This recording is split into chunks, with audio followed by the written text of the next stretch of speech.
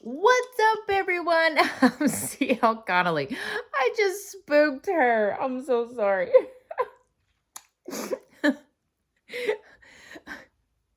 I'm sorry. Now I gotta get back on track. I just spooked her. I am so sorry. Anyway, so the weekend was amazing. Well, Saturday, because I had the event on Saturday. If you saw my community post that you know that I had an event on Saturday. And it was so awesome. Now, granted, it was just a little it was a book fair, so only authors were there, which made it way better. I'm just saying. Because everybody knew that they were coming to look at books, not, everything else. So sometimes you kind of get passed over because people are looking at all the cool shit, and it's like, my books are still cool shit, guys.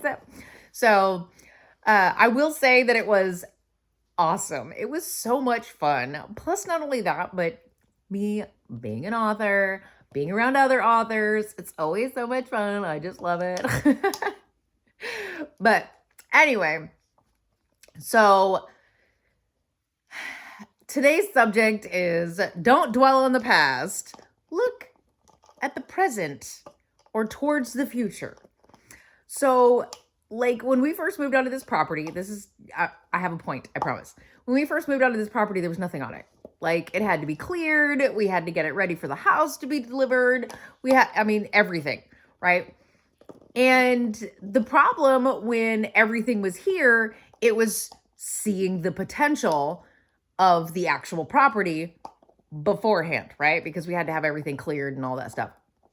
So as we were looking around and thinking, we were like, okay, so we can do this, we can do this, we can do this, we can do this. And then we had it cleared and we were like, okay, now everything has to change. Only because where we were originally going to put the house, we found out is a very soft area. So the house would probably sink at some point. So we had to find a harder area in order to put the house pad. So when it was delivered, it wouldn't sink into the ground, right? Which is fine. So now we know what whole side of our property we can use for heavy buildings, right? And oh, great. Sorry, my husband just texted me. And then we know that the other side, we can't put heavy buildings because it's soft. Perfect. Okay, awesome. So we chose to see the potential in what we could do. We looked around and we've got everything. So we see the future. We know what the potential is of this property. We know exactly what it is. So we're not looking towards the past of, do we regret buying this property? No, not at all. Absolutely not. We're planning on building this up like a 5-star resort and making it, a vacation every day, right?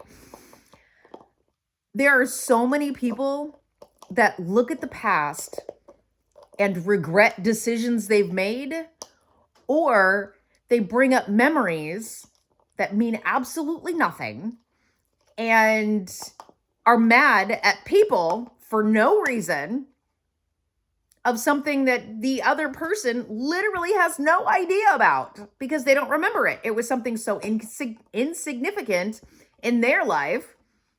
It's like, what's the point, right?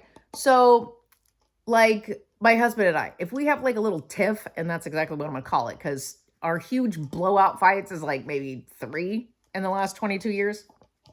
But, that's going to happen. But when we have like these little tiffs, like, I don't know, once a month, whatever, it gets to the point to where it's like, okay, stop talking to me. And then within a couple hours, it's like, oh, okay, we forgot about it. It's no big deal. Don't look at the past. Look towards the future. It was an insignificant little tiff, whatever. It's gone, right? Those people that look into the past and are constantly dwelling on the past and what they say someone has done to them, it's usually something so insignificant that really means nothing. And holding a grudge is like probably one of the worst things anybody can do, because holding a grudge actually eats away at the insides where all you can think about is, how can I do this other person wrong, right? You never want to do someone else wrong. There's no reason for that. There's no reason to constantly be like, how can I get them back for what they did to me? Did to you what? 20 years ago? 40 years ago, it doesn't make any sense, right? If you continue looking forward, most people, okay, so this person did me wrong. All right, snip, cut, you're gone. Boop. You no longer exist to me. Let's move forward. And you keep moving into the future. What's going on right now? What is happening right this second? I'm having a great day. Hello. So the thing is that if you're having a good day right this second, don't ever let anyone else change your mood. Let me put it that way. Retail is really easy to have one person who will change your mood. You will get that one asshole customer that walks in and you could be having the best day ever, but that one person walks in and ruins your whole day. Don't let that happen. If you need to walk away for a second, go take a breather, come back to the situation and be right back in the present. Don't dwell on the past of that person who had to ruin your day. If that person wants to ruin their own day, let them do it. Just take a deep breath, say, they're no longer in my face, fuck that bitch, and move on. That's all I have to say about that. And I know it's really difficult because then it seems like every customer after that is always kind of, gruff, or at least it seems that way. But you have to remember that a lot of times people are only working off the energy that other people are giving them. So if you're giving off that, I'm having a bad day energy, the customers are going to give you off that same energy. They're going to give you that same, I'm having a bad day energy. So you have to remember that the way that people work, it bounces off of that, everybody's going to have a bad day. And I worked in retail. The one customer that I really friggin' hate is when someone has just come in, they were so rude, they finally left, and it's like, I can't stand this person. Then you get somebody else who walks up, and you're still trying to get over it because you're still trying to take your breaths, but it's too busy, you can't walk away, and you're checking somebody out, and that dumb bitch that's now standing in front of you has to go, are you okay? I'm not fucking now. Shut up and leave me alone. You know what I mean? I'm sorry. Shut up. Are you okay?